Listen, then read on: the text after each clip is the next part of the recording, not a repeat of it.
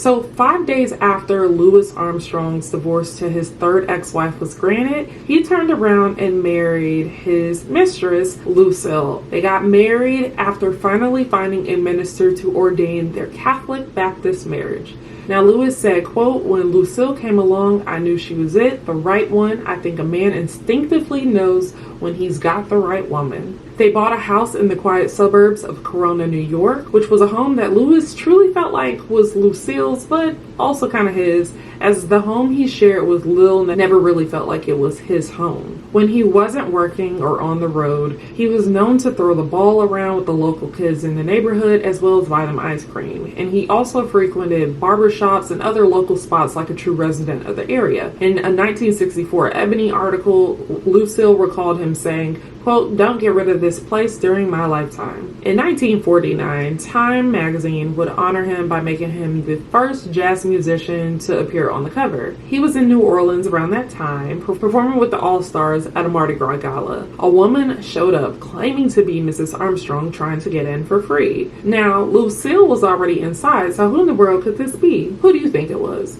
It was Daisy, his abusive first wife. She allegedly was still in love with him and considered herself to be his wife, though it had been 25 years since they divorced. But they let her in, and I guess all was well. Now, during Louis's marriage to Lucille, he acquired an interesting hobby. He dabbled in reading and writing smut. Yes, he was very proud of this and even wanted his friends to read it aloud. Now, this embarrassed Lucille, and she was simply not amused by this type of stuff at all. But in the 1950s, Louis would meet a girl named Lucille Sweets Preston. She was the dancer at the Cotton Club, and you know where this is headed. They began an affair. In November 1955, she told Louis that she was pregnant. Now, some of his friends doubted if this was actually his child. Now, when on tour, he would write Sweets, and the letters would show his excitement about their child. In one letter, he said that, quote, "If I ever get rid of that evil, selfish bee, whether you want me or not, you will have to marry me. I pray to God every day for that moment. Your future husband." Now, allegedly, he tried telling Lucille that this child was his and would she want to adopt the baby. She couldn't believe it. She said, quote, "Who told you you got a baby by Sweetie? You better not bring no baby around here. You couldn't make a baby with a pencil. You sure are stupid." But he felt like this was his kid, though. Like, he would visit, he would send money to Sweets and their child, which was a daughter named Sharon. And he would also claim that if he passed away, their child would be taken care of. He also bought them a 3-bedroom home in Mount Vernon, New York.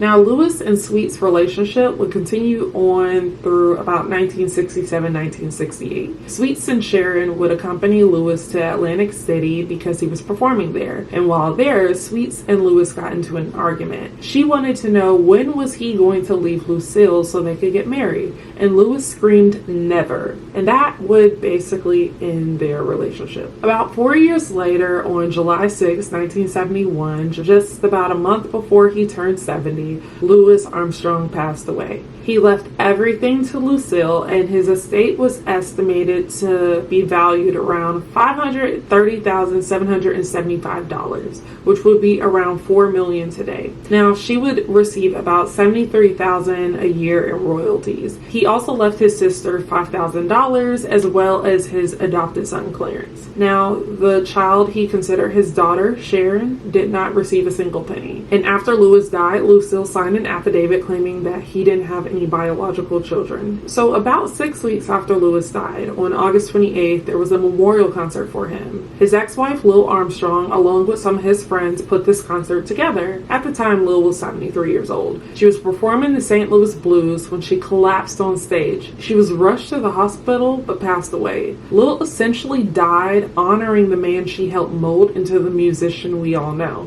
Life is truly poetic if you think about it. Now, over a decade later, in October 1983, while in Boston for a fundraising concert in Louis's name, Lucille had a seizure and died at the age of 69. And that, my friends, concludes the story of the many, many marriages of Louis Armstrong.